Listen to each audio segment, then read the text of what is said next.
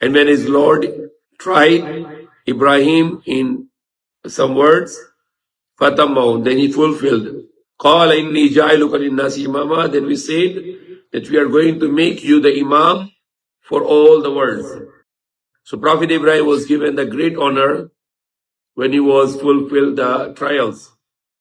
There are many trials which Prophet Ibrahim alayhi salam was fulfilled, like when the people thrown him in the fire for preaching people to one God, when he destroyed the idols of the people, and when they threw him in the fire, he did not surrender, he did not give up his faith. He led them to throw him in the fire.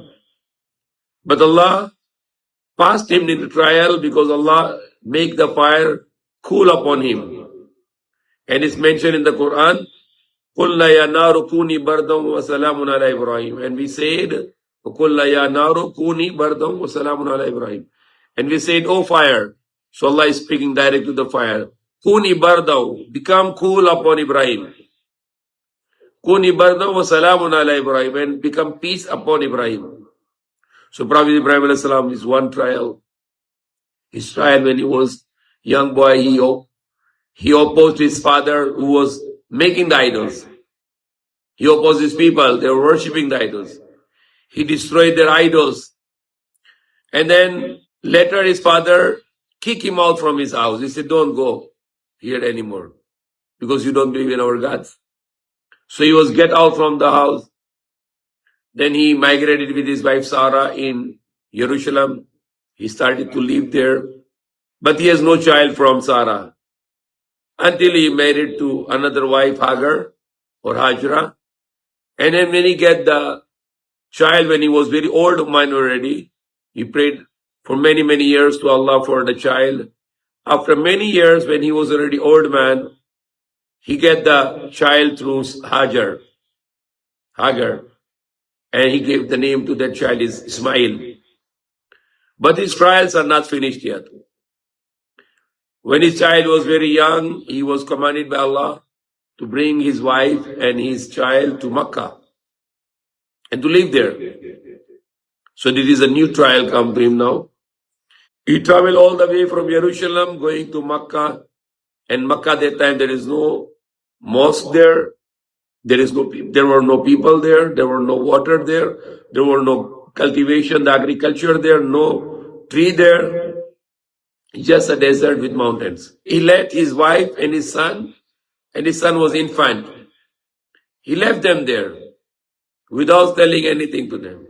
And he was going back towards Jerusalem. And his wife asked him, why you leave us here? He didn't answer. She asked several times, why you leave us here? He didn't answer. Until she asked, is this Allah commanded you to leave us here?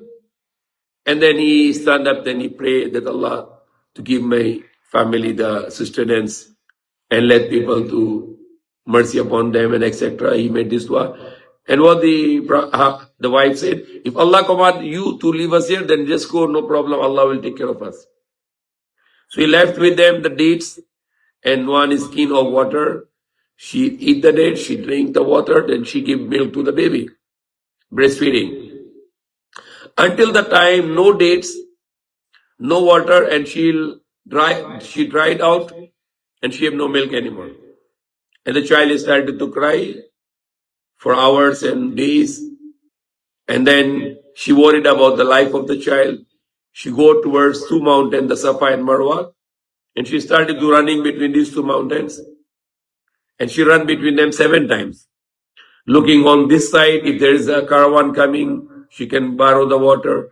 If she looking this side, if there is some people coming, she can get water to give to the baby. She got no one to see there.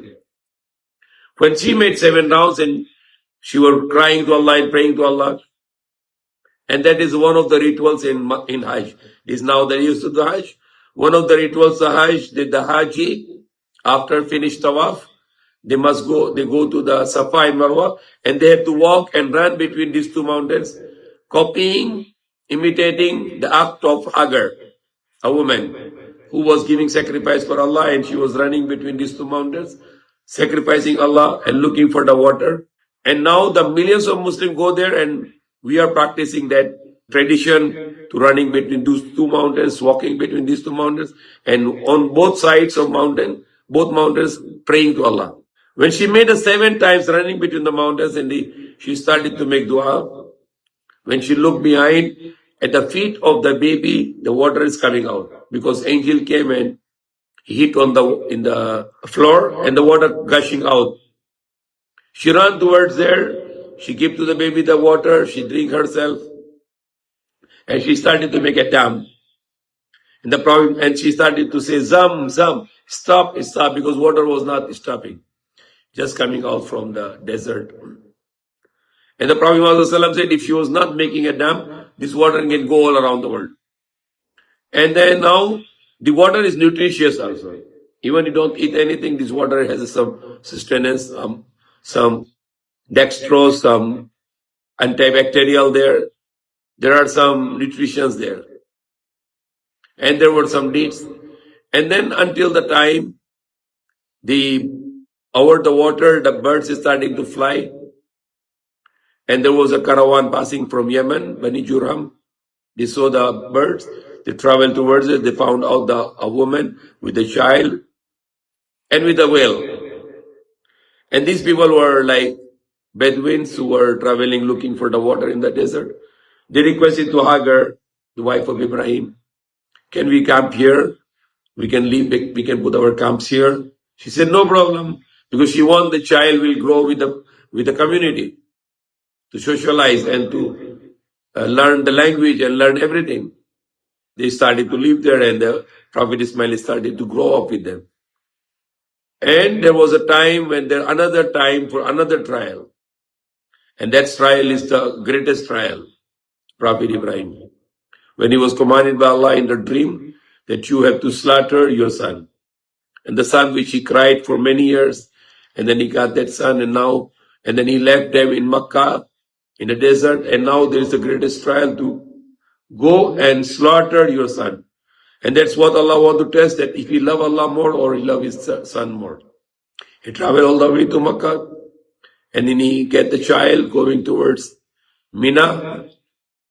And every time he passed there were 3 occasions when Shaitan appeared him, and he stopped him. He tried to tempt him, stop him for doing that sacrifice. And what did Ibrahim did? Every time he get the 7 stones, and he throw the 7 stones on Shaitan. And that is also one of the rituals in Hajj. You have to go 3 different places and to throw the stones, imitating the Prophet Ibrahim, that how he opposed Shaitan, did not follow and obey Allah. The same we are throwing those stones to giving a pledge to Allah that we are going to obey you and not Shaitan. But when you go back to your place and you forget about it, that you pledge there, that you will follow Allah, commands of Allah, you worship Allah, you will not worship Shaitan. You will not obey Shaitan. So 3 occasions, it's called the Jamratul Sugra, Jamratul Awsat, Jamratul Kubra. These 3 places where you have to throw the stone, it is part of the Hajj also. Tawaf is also Prophet Ibrahim did, because he built the Kaaba, then he started to make tawaf. That's also the Prophet Ibrahim and his family's sunnah, the way of Prophet Ibrahim and his family, which Prophet Muhammad followed, and all the prophets followed, and all of us in the world, all the believers, we following that tradition. So when he put down and he asked his son that Allah command me you to sacrifice you, what you say? He said, do it what Allah commanded. And inshallah, by the will of Allah, you will find me among the patient. I will not make any complaint. And when he about to slaughter his son, Allah command the knife not to slaughter, because to fulfill already the trial. So the knife cannot cut the throat of Prophet Ismail. And Allah said, you fulfill your trial. There is an angel to bring 1 sheep, and Prophet Ibrahim slaughtered the sheep, and they make celebration, and they share it with the poor. So it becomes the al-Adha day, the day of al-Adha, the day of sacrifice. When Prophet Ibrahim was giving sacrifice for his son, then Allah replaced it with the sheep. So now we slaughter the sheep and goats and cows and camels on this day for the sake of Allah, and to make celebration for us and our families, and to share with the poor. So that is how we can show to the non-Muslims that we Muslims, we are following the religion of Prophet Ibrahim. because he is the Imam of the world. Inni ja'iluka linnasi imama. Surely we are going to make you the Imam, the leader for all the worlds. This all the Hajj rituals and until the day of Adha, the sacrifice that we slaughtered animals, is all we are following the Prophet Ibrahim and his family. And the Prophet Muhammad from his generation. Prophet Muhammad from Ismail. From that boy Ismail, the Prophet Muhammad came after many generations.